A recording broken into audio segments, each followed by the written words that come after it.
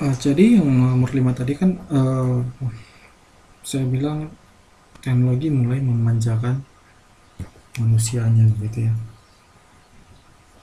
Jadi contohnya awalnya mobil diciptakan untuk tujuannya mobil diciptakan untuk mempercepat manusia menempuh perjalanan jauh gitu ya.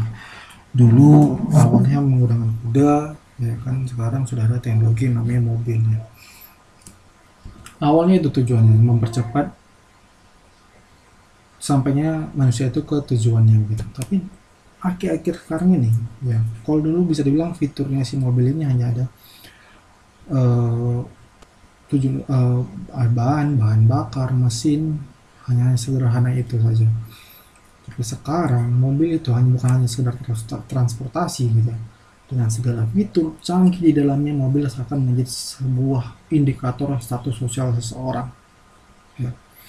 Jadi teknologi ini bukan untuk memenuhi kebutuhan yang sederhana saja, tapi kebutuhan yang bisa dibilang kebutuhan yang berlebihan gitu ya. Oke, memenuhi kebutuhan memenuhi kebutuhan menjadi permasalahan mendasar manusia. Ya, ada ketiga kebutuhan primer, sekunder, dan tersier. Semua sudah tahu lah apa itu dalam kebutuhan primer, sekunder, dan tersier. Kebutuhan-kebutuhan ini yang menciptakan sebuah teknologi gitu ya. Sandang, papan. Kalau kebutuhan primer, sandang, papan, pangan, identitas, hubungan gitu ya. Hubungan kita ke orang lain itu kan sebuah kebutuhan primer. Pengetahuan ini yang bakal menjadi tercetusnya sebuah teknologi.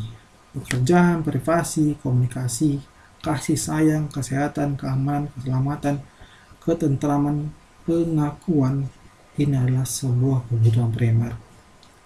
Dengan kebutuhan ini, sebenarnya kita sudah bisa bertahan hidup dengan sederhana gitu ya, dengan kebutuhan ini sebenarnya.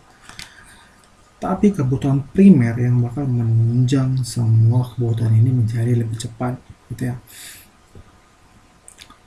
Sebuah pekerjaan bisa lebih cepat kita menempuh jarak dari rumah ke tempat kerja kita dengan sebuah yang namanya mobil.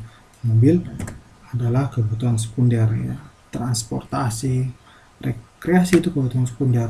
Perabotan, asisten, hiburan, olahraga, komunikasi itu kebutuhan sekunder. Tanpa ini pun sebenarnya manusia sudah bisa hidup gitu ya.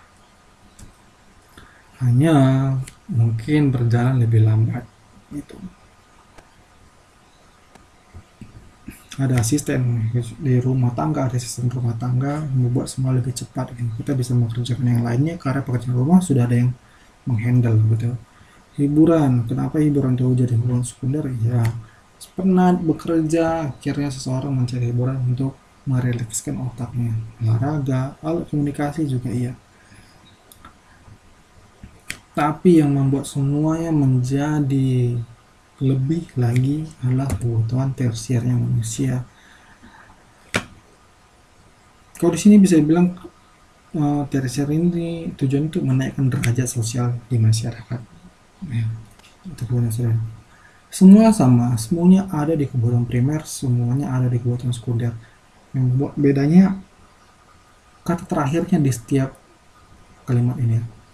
Setiap contoh ada kata terakhirnya itu eksklusif, eksklusif, eksklusif, dan eksklusif.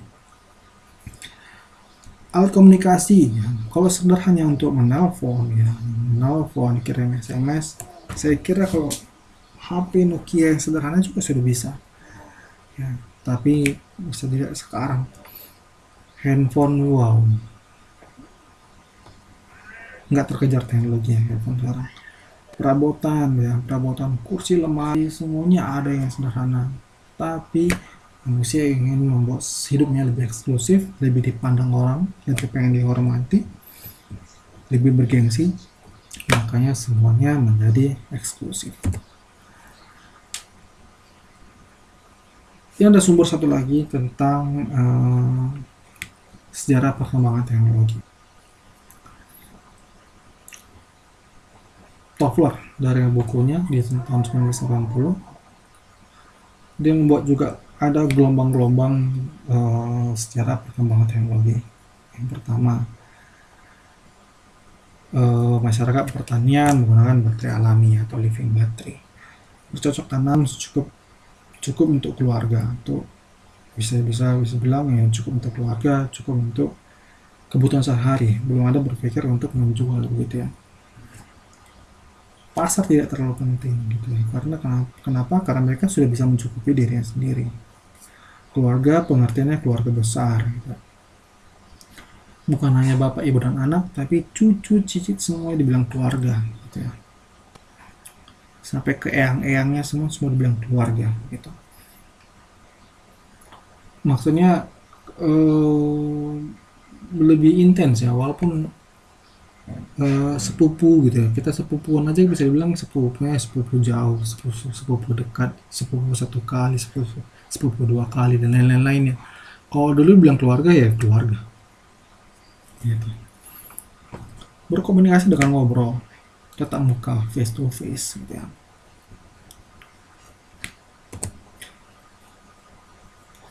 Gelombang 2 itu tahun 1970 sampai 1790 sampai 1970. Big is beautiful. Masyarakat industri mulai menggunakan bahan bakar fosil yang tidak terbarukan ya, seperti batu bara dan lain-lainnya. Mesin-mesin dirancang untuk diproduksi massal gitu ya. Sini bisa dibilang sini berarti pasar itu sudah makin meningkat ya. Kebutuhan pasar itu sudah makin meningkat. Keluarga inti lebih dipentingkan ya. Keluarga inti berarti hanya ibu, anak, dan bapak, ibu, dan hanya anak. Itu yang bilang keluarga inti gitu ya. Jadi lingkupnya lebih kecil ketimbang yang pertama tadi, gelombang pertama tadi. Berkomunikasi dengan media kertas dan postal, ini surat menyurat ya, sudah ada teknologi surat menyurat. Kalau dulu belum, gelombang pertama belum, gelombang kedua sudah ada teknologi surat menyurat. Nggak perlu face to face lagi. Menyikat waktu ya, menyikat waktu memang. Memahami tepat waktu, orang lebih menghargai waktu, berarti bisa dibilang di sini time is money sudah ada ya. Mungkin kata-kata time is money sudah ada. Memahami tepat waktu berarti orang-orang sudah mulai dengan yang namanya kesibukan ya. Manusia mendominasi alam gitu ya. Terjadinya pemborosan sumber daya alam, organisasi, penjajahan, dan pergerakan kemerdekaan nasional. Gelombang 3 1970 sampai 2000.